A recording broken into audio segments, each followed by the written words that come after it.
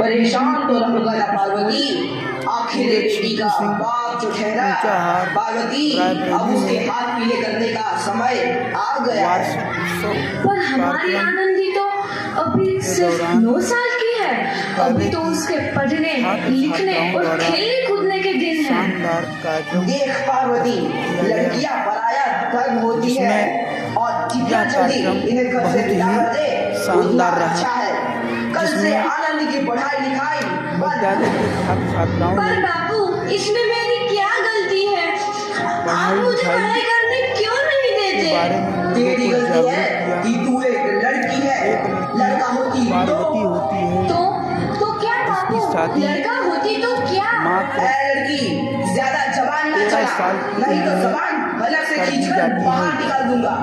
बाबू, मैं पढ़ लिख कर कुछ बनना चाहती हूँ।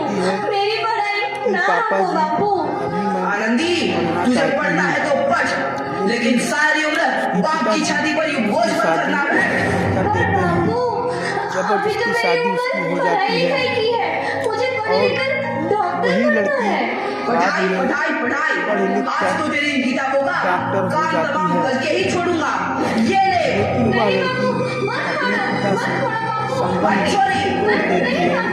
इससे नाराज होकर तुमने क्या किया?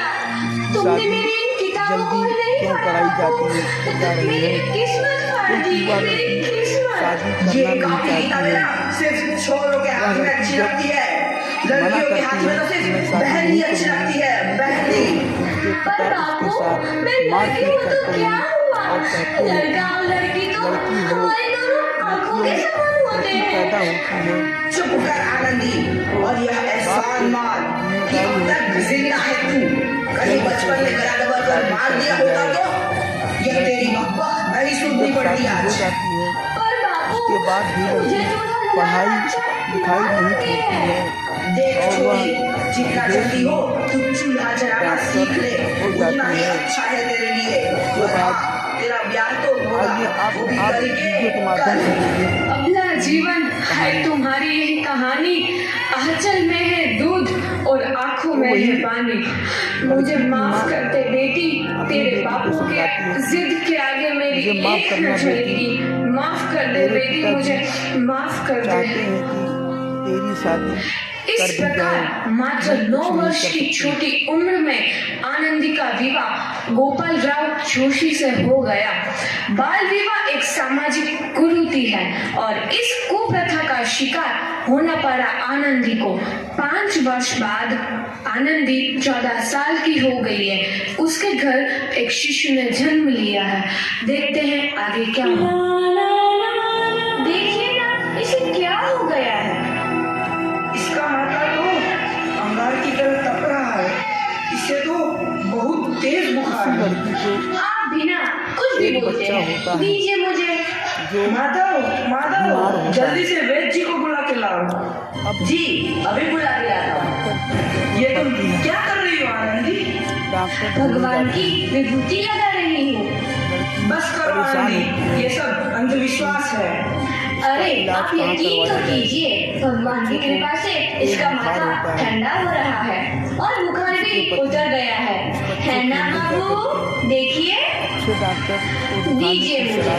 उठो बाबू, आंखें खोलो, तुम्हें तुम्हारी माँ बुला रही है। आंखें खोलो, देखिए इसे क्या हो गया है? आंखें भी नहीं खोल रहा। आंखें खोलो बेटा, आप चुप क्यों है? आंखें खोलो बेटा, आंखें खोलो।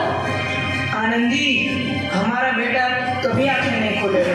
नहीं, ऐसा नहीं हो सकता।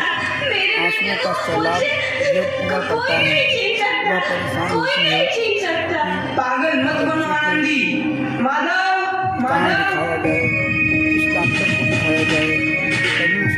आनंदी, बंद करो ये पागलपन। भगवान ने मेरा बच्चा छीन लिया। भगवान ने नहीं, तुम्हारी अशिक्षा और अंधविश्वास ने तुम्हारा बच्चा छीना है। अगर तुम पढ़ी लिखी होती तो आज हमारा शिशु जीवित होता। तुम अनपढ़ थी आनंदी, अनपढ़। नहीं, अब मैं अनपढ़ नहीं रहूंगी अनपढ़। मैं पढ़ूंगी ताकि कल किसी और आनंदी को इलाज के अभाव में अपना बच्चा ना खोना पड़े। यही तुम्हारे अपराध के लिए प्रायश्चित भी है। अभी मैं पढ़ना लिखना चाहती थी, परंतु आपने जो काम किया है यह बहुत ही गलत है। आनंदी, तुम्हारी 12वीं का परिणाम आ गया है। तुमने पूरे कॉलेज में प्रथम स्थान अर्जित किया है। तुम जितना पढ़ना चाहोगी मैं तुम्हें पढ़ाऊंगा। आनंदी, तुम्हारी मेहनत रंग लाई है। तुम्हें शिक्षा वृत्ति मिली है। ये लो तुम्हारे अमेरिका जाने की टिकट। मुझे शिक्षा वृत्ति मिल गई, मैं अमेरिका जा रही हूँ। उसका नाम पर ये सब मैं अकेले कैसे कर पाऊंगी? आनंदी, अपना आप को इतना कमजोर क्यों समझ रही हो? फिर इतना पढ़ने लिखने का क्या फायदा? तुम अभी गवार की गवार नहीं हूँ मैं गवार। बताता है कि तुम्हारा विदेश का टिकट हो गया है, आप विदेश जा सकती हैं। तो वह लड़की पढ़ने के लिए तो इस प्रकार 7 अप्रैल 1883 को आनंदी अमेरिका के पेंसिल्वेनिया के लिए रवाना हुई और 3 साल बाद उन्होंने डॉक्टर ऑफ मेडिसिन की उपाधि प्राप्त कर ली। इधर आनंदी के पिता की तबीयत बहुत खराब है। आगे क्या होता है देखते हैं। लगता है अब मेरे जाने का समय आ चुका है। मैं नहीं बचूंगा। उस लड़की को ऐसा मत बोलो। शहर के सिटी हॉस्पिटल में अमेरिका से डिग्री लेकर कोई बड़ा डॉक्टर आया है। एक बार वहाँ चलकर दिखा लेते हैं। हाँ सही बोला भैया, कम से कम देखो तसल्ली तो मिल सलाह जाएगी। देता है कि हाँ चलो चलो जल्दी हॉस्पिटल चलते हैं। कहाँ करवाए। इस मरीज की हालत तो बहुत ही खराब है। कोई चमत्कार ही इसे बचा सकता है। आकर उससे बताता है ऐसा मत बोलो भाई, डॉक्टर साहब कब तक आ जाएंगे? डॉक्टर आज हैं। लो आ गई डॉक्टर मैडम। डॉक्टर मैडम, जल्दी देखिए, मरीज की हालत बहुत ही खराब है। वो कहता है कि इतने पैसे हमारे पास नहीं है।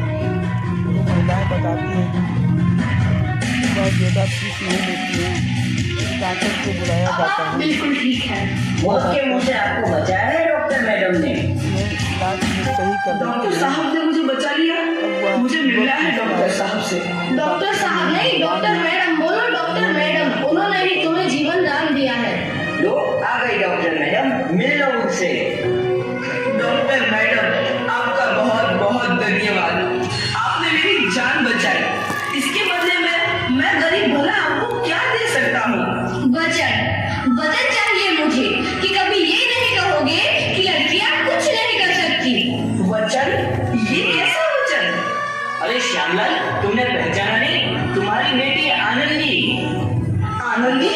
मेरी बेटी आनंदी डॉक्टर?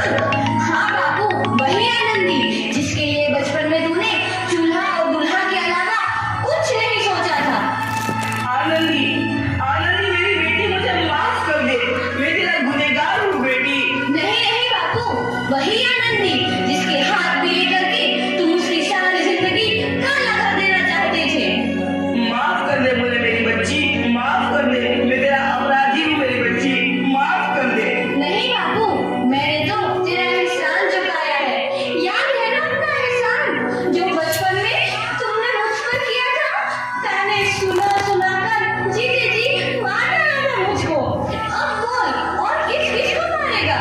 आनंदी बेटी, मुझे माफ कर दे मेरी बच्ची। मैं तेरा गुनहगार हूँ। बाबू, आपने ही तो बोला था किताबें सिर्फ बेटों के हाथ में अच्छी लगती है, बेटियों के हाथ में तो सिर्फ मेहंदी। बेटों और बेटियों में फर्क करना तो आंखों में फर्क करने समान है।